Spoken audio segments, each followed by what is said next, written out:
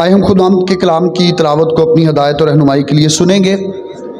پاک کلام میں سے پیدائش کی کتاب اس کا 3 باب اور اس کی 21ویں آیت سے لے کر اس کی 24ویں آیت کے آخر تک خداوند کے کلام میں سے تلاوت کی جائے گی۔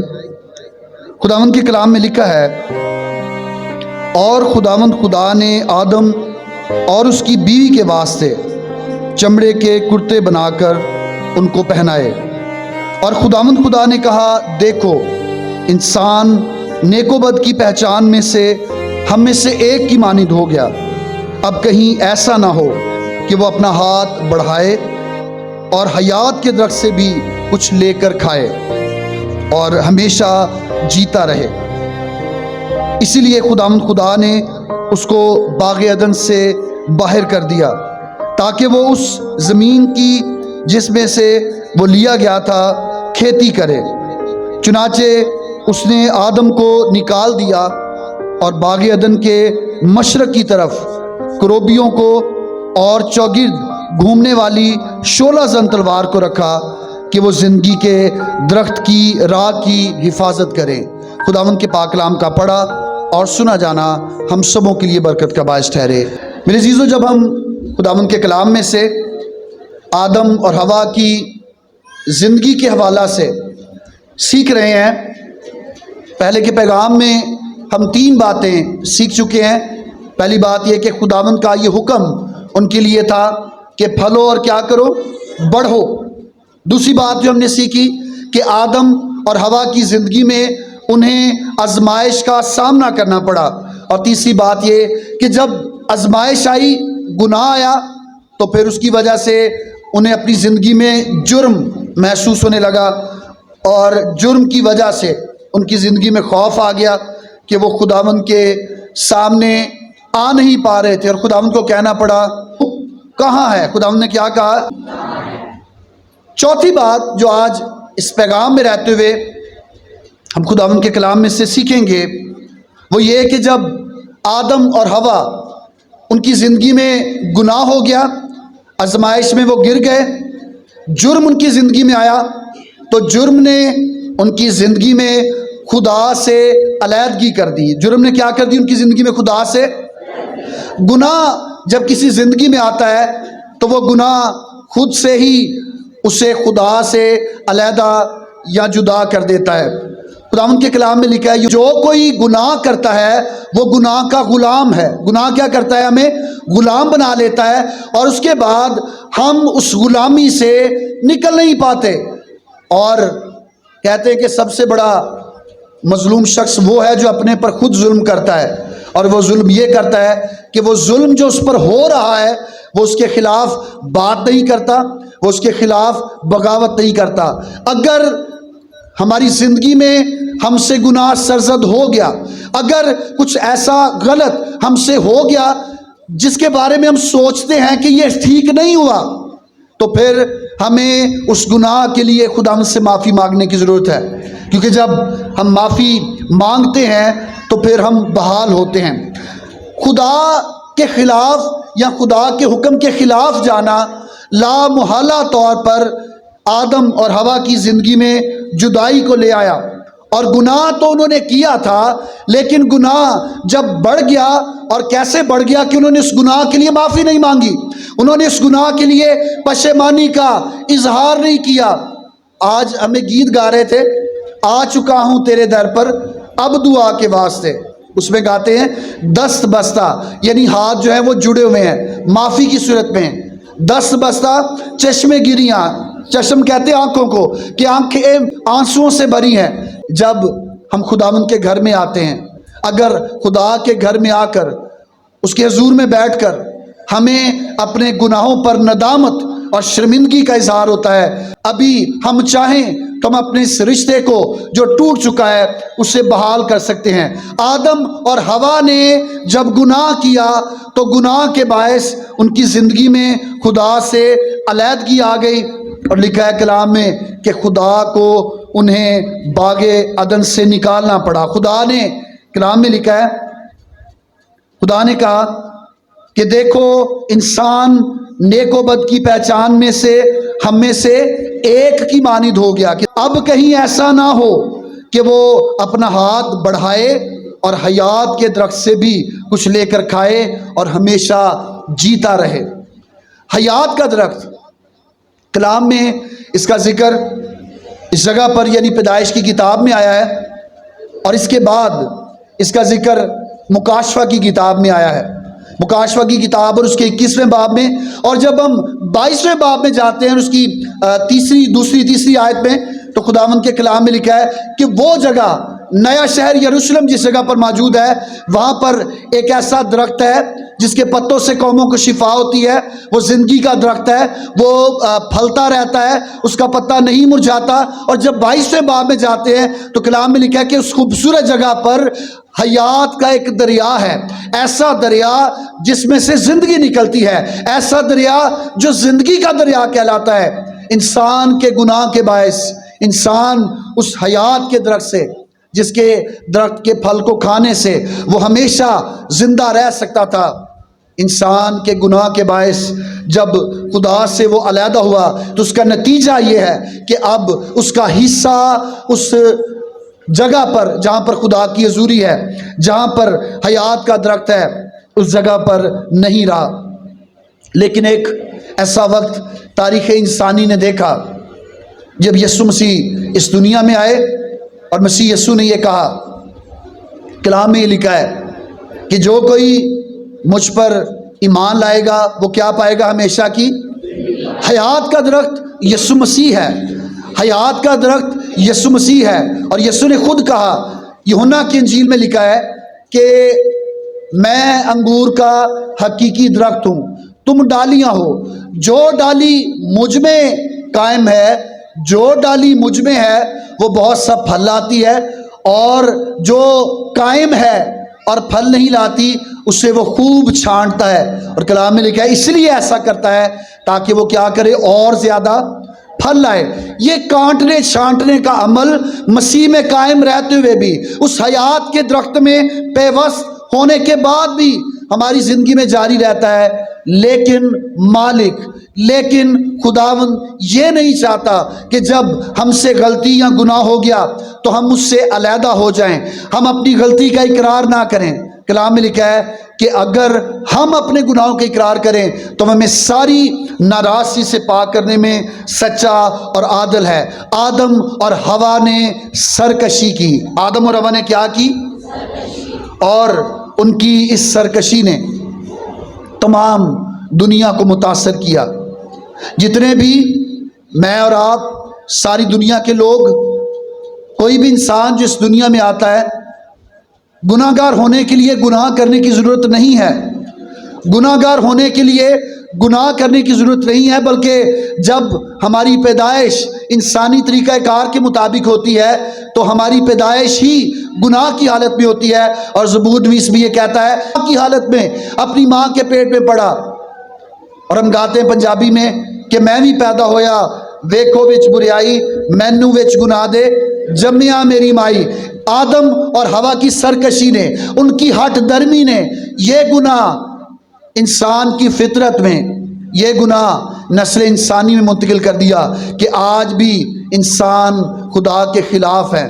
آج بھی انسان کو خدا کے پاس لانے کے لیے یسوع مسیح کی ضرورت ہے کہ وہ یسوع مسیح پر ایمان لائے۔ لیکن آدم اور حوا نے جب اپنے گناہ کے لیے معافی نہیں مانگی تو وہ علیحدہ ہو گئے، اور اس کے نتائج کیا ہیں؟ اس کا جو پہلا نتیجہ ہے وہ یہ کہ ایک انسان خدا سے الگ ہو گیا۔ یہ روحانی علیحدگی ہے، انسان اپنے آپ سے الگ ہو گیا۔ انسان اپنے آپ سے کیسے الگ ہوا؟ جب آدم نے کہا، اپنا گناہ نہیں مانا، اس نے کیا کہا کہ یہ عورت حوا جو تو نے میرے لیے بنائی، اس نے مجھے یہ پھل کھلایا۔ وہ اپنے گناہ کو نہیں مان رہا، نفسیاتی علیحدگی آ گئی۔ اور تیسری بات یہ کہ انسان دوسروں سے الگ ہو گیا، الزام تراشی آ گئی، الزام دوسروں پر لگانے والے، اس کی وجہ سے میرے ساتھ ایسے ہوا۔ یہ سماجی علیحدگی ہے۔ اور آج بھی جب کوئی شخص گناہ کی حالت میں ہوتا ہے تو وہ لوگ چرچ آنا پسند نہیں کرتے، وہ لوگ جو اجتماعی طور پر عبادت ہوتی ہے اس میں نہیں آتے۔ گناہ ہمیں سماجی طور پر علیحدہ کر دیتا ہے۔ اور چوتھی بات وہ یہ کہ انسان فطرت سے الگ ہو گیا، یہ ماحولیاتی علیحدگی ہے۔ اور کلام میں لکھا ہے کہ پہلے آدم اور حوا کو کھانے پینے کے لیے محنت کرنے کی ضرورت نہیں ہوتی تھی۔ باغ خدا میں، باغ عدن میں وہ رہا کرتے تھے، اور سب کچھ جو باغ میں تھا خداوند نے انہیں کھانے کے لیے دیا تھا۔ لیکن جب انسان نے گناہ کر لیا تو ماحولیاتی علیحدگی آ گئی۔ 19ویں آیت، تیسرے باب کی 19ویں آیت میں لکھا ہے خداوند نے کہا کہ تو اپنے منہ کے پسینے کی روٹی کیا کرے گا؟ کھائے گا، جب تک زمین میں تو پھر لوٹ نہ جائے، اسی لیے کہ تو اس میں سے نکالا گیا، اور کیونکہ تو خاک ہے اور پھر کیا ہوگا؟ خاک میں لوٹ جائے گا۔ اور اس سے پہلے کی آیت میں یہ لکھا ہے 17ویں آیت میں، اس میں لکھا ہے 17ویں آیت کے دوسرے حصہ میں، جس کی بابت میں نے تجھ کو حکم دیا تھا اس سے نہ کھانا، اسی لیے زمین تیرے سبب سے لعنتی ہوئی، مشقت کے ساتھ تو اپنی عمر بھر اس کی پیداوار کھائے گا۔ اب اگر پیداوار کھائے گا تو کیسے پیداوار کھائے گا؟ مشقت کے ساتھ۔ سب بولے کس کے ساتھ؟ محنت ہوگی تو کھانا ملے گا۔ یہ ماحولیاتی علیحدگی ہو گئی۔ پہلے ماحول آدم کے لیے ایسا نہیں تھا۔ پہلے جو کچھ بھی وہ چاہتا، جس درخت کا پھل وہ چاہتا وہ کھا سکتا تھا۔ خدا سے علیحدہ ہونا، خدا سے دور جانا وہ ہمیں روحانی طور پر کمزور کرتا ہے۔ خدا سے دور جانا وہ ہمیں نفسیاتی طور پر کمزور کرتا ہے۔ خدا سے دور جانا وہ ہمیں سماجی طور پر کمزور کرتا ہے، اور خدا سے دور جانا وہ ہمیں ماحولیاتی طور پر متاثر کرتا ہے۔ میرے عزیزو، دیکھیں، ہم نے کبھی اس بات پر غور نہیں کیا۔ آج اگر آپ کی زندگی گناہ میں بسر ہو رہی ہے تو ضرور غور کریں کہ آپ کی زندگی میں روحانی علیحدگی کیا آئی۔ جیسے میں نے ابھی بتایا کہ لوگ چرچ آنا پسند نہیں کرتے، گھر پر پادری صاحب دعا کے لیے چلے جائیں، دعا میں اٹھ کر وہ گھر سے بھاگ جاتے ہیں۔ نفسیاتی علیحدگی یہ ہے کہ شوہر اپنی بیوی کے خلاف ہے۔ اگر کوئی گھر کا بیٹا بیٹی چرچ جا رہا ہے، اگر کوئی گھر کا ایک فرد خدا کے گھر میں جا رہا ہے، تو وہ شخص جو خدا سے دور ہے، گناہ کی حالت میں ہے، نفسیاتی طور پر وہ کبھی بھی ان کے ساتھ مل نہیں سکتا۔ بہت سارے لوگ یہ کہتے ہیں خدا گرجے چ بہت ہی نہیں سنتا، اسی تے بھائی نہیں بھی جاندے، اسی پھر بھی ٹھیک ہاں، اے بہتے دعا کرنے والے نے یہی مسئلے ہوندے نے۔ نفسیاتی طور پر ہم ایک دوسرے سے جدا ہو جاتے ہیں۔ سماجی طور پر ہم ان لوگوں کو جو دعا کرنے والے ہیں انہیں اچھا نہیں سمجھتے۔ میں بہت سارے ایسے لوگوں کی باتیں وزٹ میں، ایسے بہت سارے لوگوں کے مسائل سنتا رہتا ہوں جو نہیں آنے والے چرچ میں، دعا کرنے والے نہیں ہیں، وہ ان لوگوں کے لیے اکثر باتیں بتاتے، لو جی تواڈے چرچ سے فلانا بھائی فلانی بھین جاندی وہ دعا تے بڑا کردا، انہوں سمجھاؤ بھی، کیا نہ کرے۔ میرے چیزوں، جو چرچ میں جاتے، اس کا میں یہ نہیں اس بات کو کہہ رہا کہ آپ لڑائی جھگڑا کریں یا بری باتیں کریں، لیکن اس کا ہرگز مطلب نہیں کہ چرچ جا کر آپ یہ سمجھیں کہ وہ شخص فرشتہ بن گیا ہے، خدا کا روح اس کے اندر کام کرتا ہے، وہ اپنے گناہ پر قابو پانے کی کوشش کر رہا ہے، لیکن ابلیس ہمیں نفسیاتی طور پر الگ کرنا چاہتا ہے۔ اور پھر وہ لوگ جو گناہ کی حالت میں ہوتے ہیں، ان کا روپیہ پیسہ، زمین کی پیداوار، ماحولیات، وہ بھی اس پر اثر انداز ہوتے ہیں۔ اور ایسی بہت ساری مثالیں ہمیں خداوند کے کلام میں بھی ملتی ہیں۔ خدا نے اپنے طور پر گناہ کو ٹھیک کرنے کا انتظام کیا، اور خدا نے ان کے لیے کس چیز کے کرتے بنائے تھے؟ آدم اور حوا نے کس چیز سے اپنے آپ کو چھپایا تھا؟ سب بتائیں، کس کے ساتھ؟ انجیر کے پتوں کے ساتھ۔ انسان کا گناہ چھپانے کا طریقہ عارضی ہے۔ کھانا کھلا دیں، چندہ ہدیہ دے دیں، چرچ کی ممبرشپ لے لیں، یہ عارضی کام ہے۔ پتے جو ہیں وہ سوکھ بھی سکتے ہیں، سوکھ کر گر بھی سکتے ہیں، لیکن خدا گناہ کو ٹھیک کرنے کے لیے ایک اچھا اور جامع منصوبہ رکھتا ہے، اور وہ یہ نہیں چاہتا کہ انسان اس سے جدا رہے، بلکہ عدن میں، باغ عدن میں بھی جب آدم نے اور حوا نے گناہ کیا تو خدا نے دوبارہ یہ نہیں کہ انجیر کے پتے چھوٹے ہیں تو اب شاید کسی بوڑ کے پتے کے ساتھ، جو بڑے بڑے پتے ہوتے ہیں، خدا ان کے ساتھ ان کے ننگ کو چھپا رہا ہے، نہیں، بلکہ کلام میں لکھا ہے کہ خدا نے کس چیز کے کرتے بنائے؟ چمڑے کے۔ سب بولیں کس چیز کے؟ خدا نے جب چمڑے کے کرتے بنائے تو اس میں پہلی بات یہ ہے کہ خدا نے یہ بتایا کہ گناہ کو چھپانے کے لیے کسی چیز کا مرنا ضروری ہے۔ یہ بات جو عدن میں ہوئی، یعنی چمڑے کے کرتے، چمڑا ہم کن سے حاصل کرتے ہیں؟ جانوروں سے۔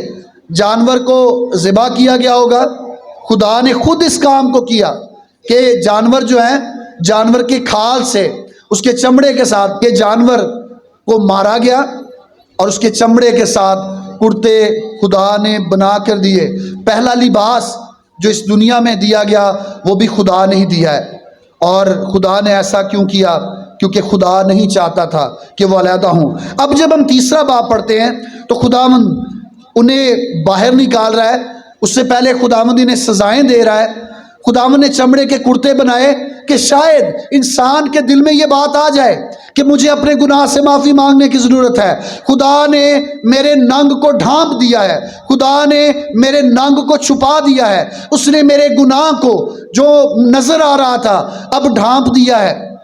شاید خدا یہ چاہتا تھا کہ انسان معافی مانگے، لیکن انسان آدم اور حوا گناہ کی اسی حالت میں خدا سے دور چلے گئے۔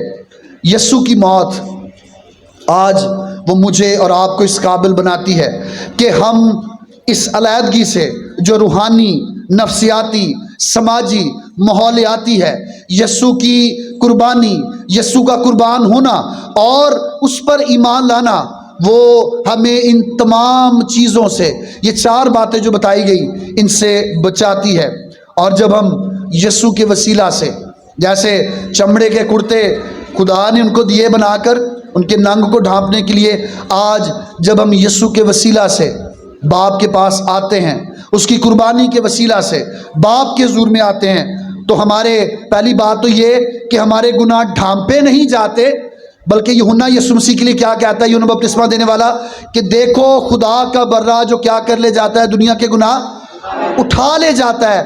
وہ گناہ جو ہم نے کیے ہیں، یسوع مسیح ان گناہوں کو معاف کر کے دبا نہیں دیتا، چھپا نہیں دیتا، بلکہ اٹھا لیتا ہے اور ہمیشہ کے لیے ختم کر دیتا ہے۔ اور رومیو کا مصنف رومیو 8 باب اس کی 38ویں آیت سے 39ویں آیت میں یہ بات بیان کرتا ہے، کلام میں لکھا ہے، مگر ان سب حالتوں میں اس کے وسیلہ سے جس نے ہم سے محبت کی، ہم کو فتح سے بھی بڑھ کر غلبہ حاصل ہوتا ہے، کیونکہ مجھ کو یقین ہے کہ خدا کی جو محبت ہمارے خداوند مسیح یسوع میں ہے، اس سے ہم کو نہ موت جدا کر سکے گی، نہ فرشتے، نہ حکومتیں، نہ حال کی، نہ استقبال کی چیزیں، نہ قدرت، نہ بلندی، نہ پستی، نہ کوئی اور مخلوق۔ کلام میں لکھا ہے کہ یسوع مسیح کے وسیلہ سے ہمیں جو فتح سے بڑھ کر غلبہ عطا ہوتا ہے، جب ہم خداوند کے پاس آ جاتے ہیں تو کوئی چیز اب ہمیں اس سے جدا یا علیحدہ نہیں کر سکتی۔ یہاں پر خدا نے قربانی کی، لیکن وہ علیحدہ ہونے پر تلے ہوئے تھے۔ آدم اور حوا کے گناہ کے باعث وہ خدا سے جدا ہو گئے، خدا سے علیحدگی کے نتائج انہیں بھگتنا پڑے۔ پانچویں بات، آدم اور حوا وہ خدا کے خلاف گئے تو ان کے گھر میں خاندانی جھگڑا ہوا۔ کیا ہوا ان کے گھر میں؟ خاندانی۔ جب ہم گناہ کی حالت میں ہوتے ہیں، بہت سارے آج کل ہم ایسے واقعات پڑھتے ہیں، کسی شوہر نے اپنی بیوی کو مار دیا، پٹرول چھڑک کر، گیس کا چولہا کھلا ہوا تھا، اس نے آگ جلائی اور مر گئی۔ جب تحقیقات ہوئی تو پتہ چلا شوہر نے مار دیا، وہ دوسری شادی کرنا چاہتا تھا۔ کسی بیوی نے اپنے شوہر کے ساتھ ایسا کیا۔ ابھی پچھلے دنوں میں خبر آئی کہ نوجوان بیٹے ہیں، انہوں نے اپنے باپ کو جائیداد کے لیے مارا، اور جائیداد حاصل کرنا یہ اپنی تسکین کے لیے تھا۔ گناہ جب ہماری زندگی میں ہوتا ہے تو وہ ہماری زندگی میں جھگڑے پیدا کرتا ہے۔ سب سے بڑا گناہ جو اس وقت کلیسیا میں یا چرچ میں ہو رہا ہے وہ اپنے آپ کو بڑا بنانا ہے۔ پادری صاحب کہتے ہیں جی پلپٹ پر میں کھڑا ہوں، کوئی اگر ایلڈر ہے تو وہ کہے کہ شکر ہے ہماری چرچ میں ایسا نہیں کہ جی میں نظر آؤں سامنے۔ اگر کوئی خدمت کرنے والا، باجا بجانے والا ہے تو وہ چاہتا ہے کہ میں سب سے زیادہ پرومیننٹ ہوں۔ یہ فخر کا گناہ ہے جو ابلیس پیدا کرتا ہے۔ جب یہ گناہ ہماری زندگی میں آتا ہے تو یہ جھگڑے پیدا کرتا ہے۔ آدم اور حوا نے جو غلطی کی، آدم اور حوا نے خدا کے خلاف جانے کا جو گناہ کیا، چونکہ اس کی معافی نہیں مانگی تھی، اسی لیے یہ گناہ ان کے خاندان میں بھی منتقل ہو گیا۔ اور وہ کیسے ہوا؟ ہم اسے خاندانی جھگڑے کے طور پر پیدائش کی کتاب اس کے 4 باب میں اس کی پہلی 26 آیات میں دیکھتے ہیں کہ آدم اور حوا کے جو بچے ہیں قائن اور حابل، ان کے درمیان جھگڑا ہوا۔ جب ہم پیدائش کی کتاب کو دیکھتے ہیں اور لفظ پیدائش کو دیکھتے ہیں تو اس میں ہر چیز کی پیدائش کا ذکر ہے۔ دنیا کیسے بنی، آدم انسان کیسے بنے، آدمی یا عورت کیسے بنے، گناہ کیسے ہوا، ہر چیز کی پیدائش ہے۔ باہر جا کر پہلی دفعہ انسان نے کھیتی باڑی کرنا کیسے سیکھی، پہلی دفعہ جب گناہ ہوا تو اسے ڈھانپا کیسے گیا، پہلی دفعہ جب قتل ہوا تو اس کی وجوہات کیا تھی۔ آدم اور حوا کے گناہ نے اس گناہ کو جو خدا کے خلاف جانا تھا، خدا کو راضی نہ کرنا تھا یا خدا کا راضی نہ ہونا تھا، ان کے خاندان میں بھی جاری رہا۔ اور آدم اور حوا کے زوال کے بعد یہ پہلی غلطی اس دنیا میں تھی، یہ پہلا قتل اس دنیا میں تھا جو ہوا، اور وہ آدم اور حوا کے اپنے بچوں میں ہوا۔ اور جب ہم خدا ان کے کلام میں 4 باب گھر پر جا کر اس کو پڑھیں، پہلی 26 آیات 4 باب کی پہلی آیت سے 26 آیت، تو اس میں یہ لکھا ہے کہ قائن اور حابل وہ خدا کے حضور میں ہدیہ لائے۔ قائن اور اس کے ہدیہ کو خدا نے منظور نہ کیا، اور وجہ کیا ہے؟ کلام میں لکھا ہے کہ حابل اپنی بھیڑ بکریوں کا ہدیہ لایا، اور جو قائن ہے وہ اپنی فصل کا ہدیہ لایا۔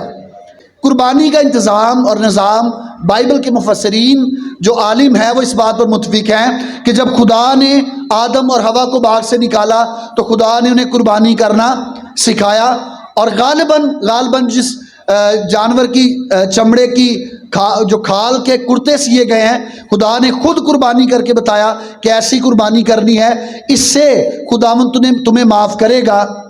یہی قربانی کا سلسلہ انہوں نے اپنے بچوں کو قائن اور حابل کو بھی سکھایا۔ اب جب قائن ہدیہ لایا تو وہ فصل کا ہدیہ لایا کیونکہ وہ اس میں کام کرتا تھا، اور حابل بھیڑ بکریوں کا لایا۔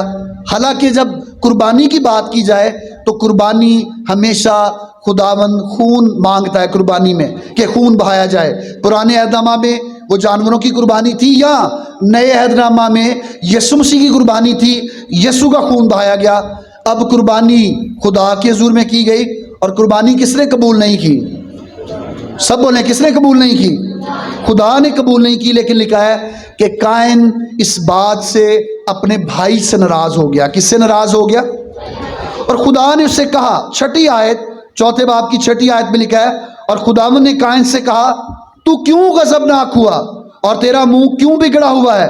اگر تو بھلا کرے تو کیا مقبول نہ ہوگا، اور اگر تو بھلا نہ کرے تو گناہ دروازے پر دبکا بیٹھا ہے۔ گناہ کیا کیے بیٹھا ہے؟ دروازے پر دبکا بیٹھا ہے، یعنی چھپ کر بیٹھا ہے۔ چھوٹا سا تو نے کام کرنا ہے اور گناہ کا غلبہ تیری زندگی میں آ جائے گا۔ خداوند نے اس سے کہا، تو غضبناک کیوں ہے؟ میرے عزیزو، جب گناہ ہماری زندگی میں آتا ہے تو وہ غضب کو پیدا کرتا ہے، اور غضب سے کبھی بھی بھلائی پیدا نہیں ہوتی۔ خداوند نے کہا تھا کہ تو غضبناک ہے، تیرا منہ کیوں بگڑا ہوا ہے، اور اگر تو بھلا کرے تو کیا مقبول ہوگا۔ خداوند چاہتا تھا کہ وہ اپنی اس غلطی کو سدھارے، وہ اپنے بھائی پر غصہ نہ ہو۔ لیکن کلام میں لکھا ہے کہ ایک روز وہ دونوں کھیت میں تھے تو یوں ہوا کہ حابل پر اس کے بھائی قائن نے حملہ کر دیا۔ قائن نے کیا کر دیا؟ اپنے بھائی حابل پر حملہ کر دیا۔ آدم اور حوا کی سرکشی کے باعث حسد اور شک و شبہات وہ ان کے بچوں میں بھی چلے گئے۔ اور آج اگر آپ کسی ایسے گناہ میں مبتلا ہیں، اگر آپ شراب نوشی کر رہے ہیں، اگر آپ نشہ کر رہے ہیں، اگر آپ والد ہوتے ہوئے والدہ ہوتے ہوئے جسمانی بدکاری میں ملوث ہے، تو میں آپ کو بتانا چاہتا ہوں کہ یہ چیز آپ کی نسل میں منتقل ہوگی۔ اگر آپ کلام کو سنتے ہیں تو سن کر اس گناہ سے توبہ کریں۔ خداوند نے کہہ دیا تھا کہ دیکھ، گناہ دروازے پر دبکا بیٹھا ہے، اگر تو اس پر غالب آئے گا، اگر تو اس پر غالب آ جائے گا تو وہ تیرا مشتاق جو دروازے پر دبکا بیٹھا ہے وہ تجھ سے دور ہوگا، لیکن ایسا نہ ہوا۔ شک و شبہات، حسد اور خاندانی طور پر گناہ اور خدا کی بات کو نہ سننا اور نہ ماننا، یہ قائن کی زندگی میں بھی آیا، اور قائن نے اپنے بھائی حابل کو مار دیا۔ اور یوں یہ گناہ یعنی کسی دوسرے انسان کو قتل کرنا، یہ گناہ ساری نسل انسانی میں منتقل ہو گیا۔ آج لوگ جائیداد کے لیے، آج لوگ پیسوں کے لیے، آج لوگ 500 روپے کے لیے بھی کسی کو قتل کر دیتے ہیں۔ وجہ کیا ہے؟